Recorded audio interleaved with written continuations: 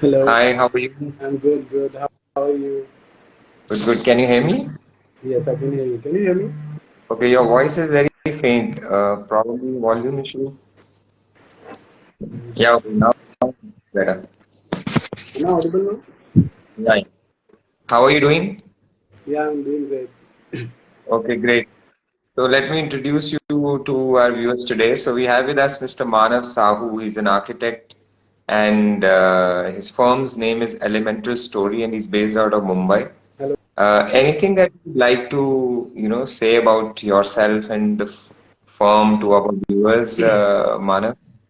So basically, we are a multidisciplinary design company. So majorly, we try to combine different fields together and making art out of it. So like every design requires different fundamentals to be assessed. So even if you are designing something in architecture, even if you are designing a building in architecture, it requires the social aspect of it, the cultural aspect of it. So basically, we as a company believe in combining, studying all these things together, and then designing. Okay, great to hear that. How long has it been that you've been practicing? So it's been 3 years that I've been practicing, So you are and younger. yeah, this is 28 years old. Actually, it's my first life. Okay, great. So good to see young budding architects, trying to make a mark for themselves. So let's move on to our today's topic of discussion, which is optimizing natural light without compromising security and fenestration strategies for well-being. So I'll move on to the first question quickly. So this is a very general question, trying to know how do you perceive the importance of natural light in architectural design, especially in indoor spaces? So actually, I've done my bachelor's from Rizvi College of Architecture, and there I did my thesis in daylight savings. Okay, So great. daylight is something that I'm directly connected to, and I've been studying daylight since my college. So daylight in a particular space is important for the well-being of the user. It directly affects the ambience of the space, and also the amount of daylight that we use in a space is directly proportional to the energy savings that we do. So as far as the energy conservation is concerned, we can actually save 40% of energy if we have an optimum design solution for that space.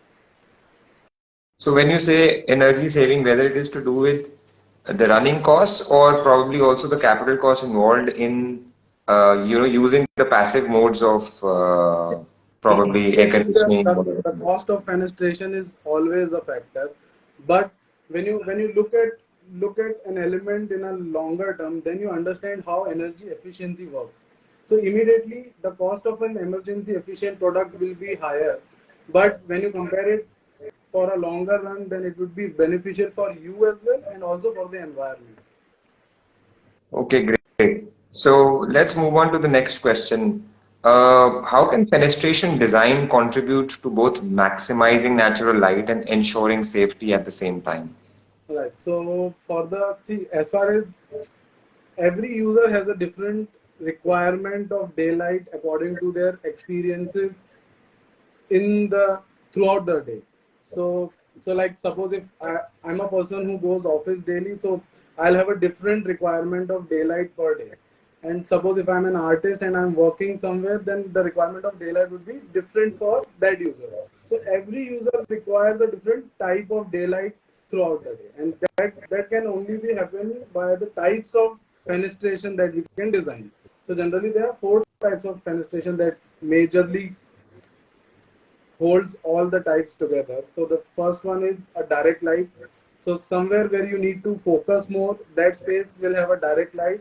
Somewhere where you would like to have create more cozy environment, then diffuse light are suggested. And suppose if you have a place where a little drama is required, then type of the jali type of fenestration design is required, which will have filtered light fused into the space. And the third one is obviously the controlled light. The fourth one is the controlled light. so that you can dim the light throughout the day as per your need, which is one of the latest technologies that we are getting in the market. So basically, I'll just kind of summarize your answer, wherein you are looking at focused light and then diffused lighting, Diffuse light, then wherever then the drama is required, probably a perforated the lighting solution, perforated light, yeah, right? filtered light. And the fourth is probably a controlled solution, right? Oh, yeah, yeah, And yeah. this probably can be created either by way of fenestration, which will be a natural way of doing it. Alternatively, it can also be done with the use of passive mediums, like, Right, right, right. having So like actual this, light like solutions with diffuse light automation. can be incorporated with skylights. So using of Correct. skylights plays a major role in creating that cozy environment. Correct.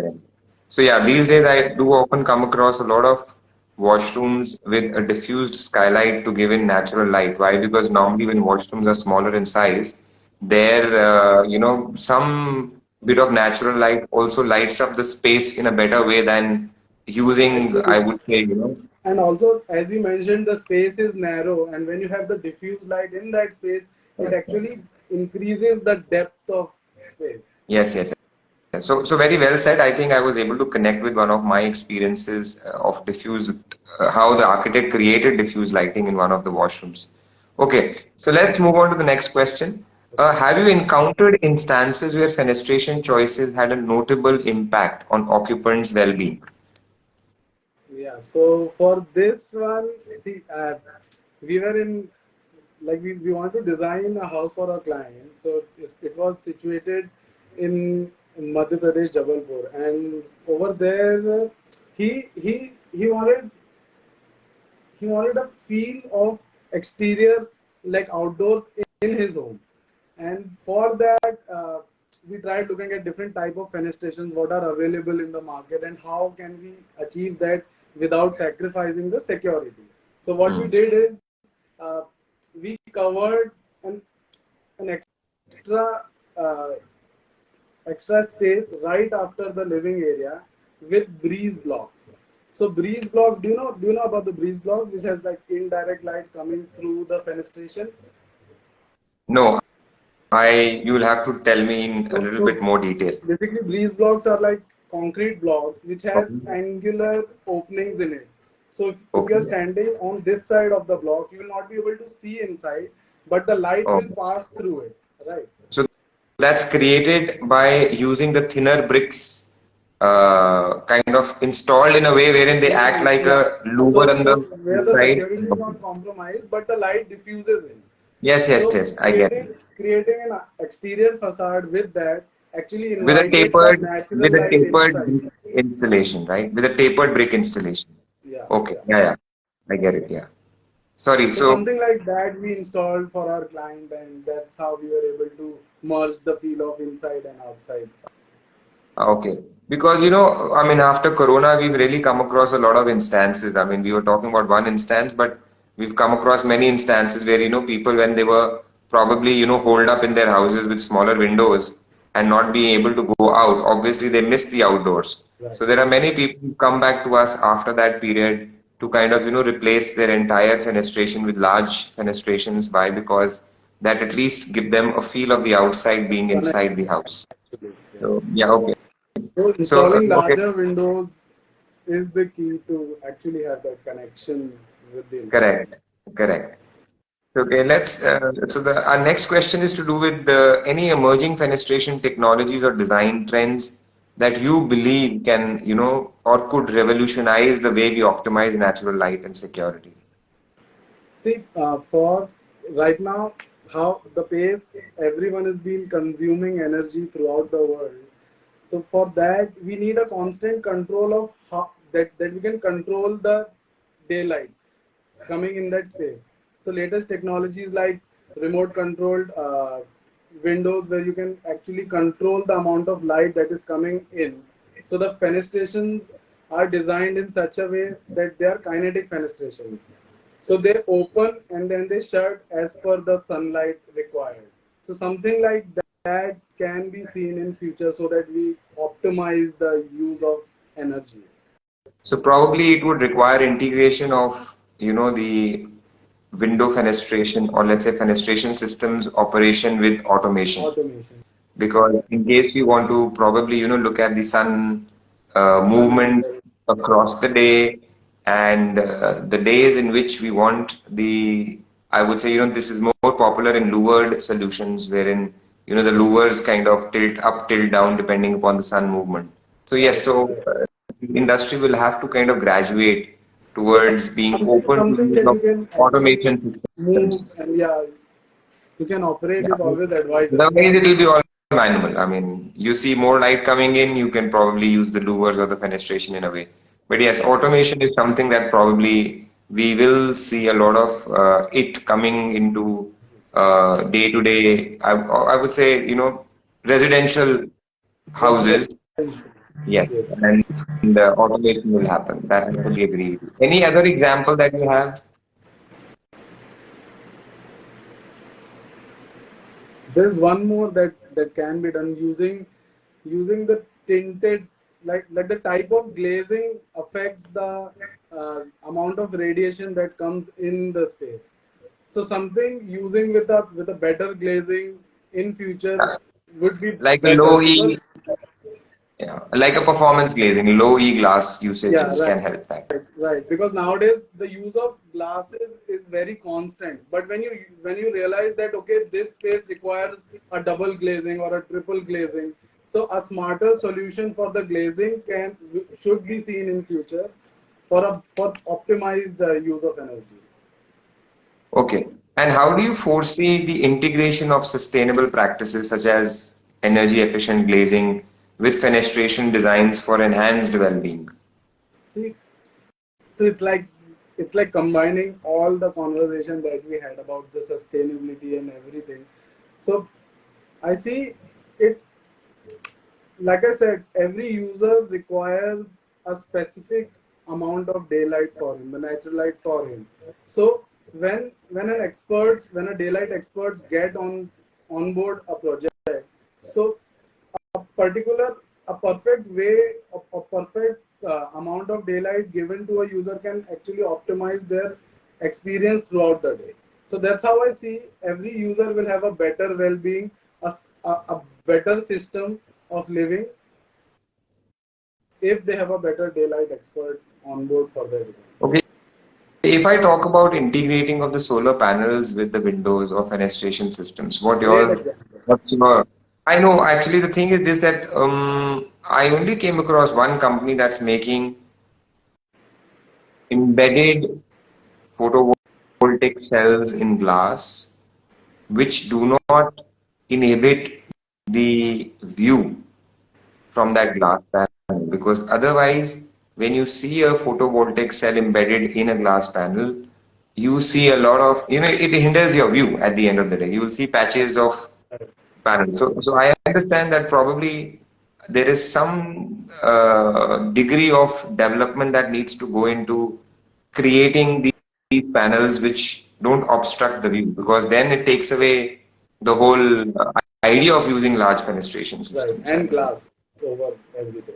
Probably because window actually acts as nothing but a structure or a frame for holding the glass Right. and providing a movement to the panel at the end of the day. So it's like the body shop of a car. I mean, it's a body of a car. It's not the engine, or it's not something which probably, other than the functionality aspect, it's the glass area which is more exposed. And I think that these things will only come into being when photovoltaic cells, which are invisible to the eye, can be embedded into the glass panels. Actually, because building nowadays, if you see, most of the area of an entire building has glass on it. So Correct. incorporating a technology like this will actually save a lot of energy. So and how do you kind of, envision the collaboration between the architects and the fenestration companies to achieve the overall, the best outcome for the customer? Either it is in terms of sustainability, or either it is in terms of well-being. Because, we are talking of two subjects. When we say sustainability, it's something to do with the sustainable architecture or Environment. sustainable products being used in the project. And Yeah. when we talk about well-being of the customer, it may or may not be sustainable, but the customer may want something, right? So Right. how do you think there can be a collaboration between the fenestration companies and the architects going forward? See, I think the point that you said, something if a user wants but it's not sustainable. So if these two, if the company is collaborating and creating something that that removes this thing. So suppose if a user requires something but it's not sustainable, the company can understand a larger user base and create products like those which are sustainable also, and the user will actually enjoy the experience of it.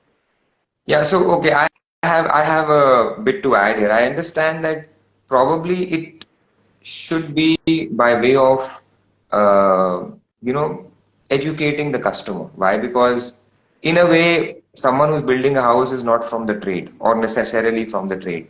He would definitely not understand. I mean, there are many who don't even understand fenestration as a word. I have to explain to them it is a window and a door that you use or shading, products that you use. Secondly, when we say sustainability, there is nothing as sustainable that we got taught in our, education systems. I mean, I'm not talking of architect, general programs, but I'm talking of general qualifications which people have. So they just don't know. I mean, they end up learning it during the course of, getting into these activities of building a house or a commercial establishment. So I understand that creating a knowledge platform where first the architects and the vendors are on the same page in terms of sustainability, number one. Number two, that sustainability, how can it be made easy to be explained to the customer? So I Right, understand it's going to be education. mind. Yeah. So it's like this. Let's say you are doing a project. We are your fenestration vendors. So there should be a preliminary meeting on trying to use sustainable technology or products, number one. And then the customer be convinced of the benefits of it. Now, some benefits the customer would understand from an aesthetic point of view, some he would understand from a functionality point of view, but majorly we need to communicate how the use of sustainable products at the end of the day do bring down his cost of investment as well as the running costs. Why? Because by the end of the day, customer is also interested in the budgets. If all three things combined are we are able to convince them of it, I don't think there will be too much of a problem. Problem occurs when the customer is at the last stage, he wants to take a decision, he's late in his decision, and suddenly we throw a sustainable solution on him. He just is not receptive to, understanding what we're trying to communicate. So I do feel, and I want to take your opinion on it, whether you, as an architect, is open to kind of, sharing your views on such open platforms, or let's say knowledge platforms. Yeah, so it's a great platform, like you said, to educate people. Most of the people actually don't know if certain products are available to them or not, and if those elements can actually solve their problem in a sustainable manner. So it's a great platform to have these discussions, and also if there are some designs that needs to be made, like there are new requirements from the user end. So it works both ways, right? The company can reciprocate the user's need and create products like those, and the users can get educated by all the products that company has to offer. So this is like a one-on-one platform. So would you be open to a more public platform where, these things can be discussed? Yes, of course. You would be okay. Great. So let's look at, meeting each other whensoever we are in each other's town. Sure. Whenever I'm next in Bombay, I'll try to give you a ring. And Sure. whenever you are in Chandigarh, please don't hesitate to contact us. Please. Right. Thank you. It was a pleasure having Thank you so you much. with us today, and look forward to, having an association in some time in future. Thank you. Yes. Bye bye. Thank you. Bye.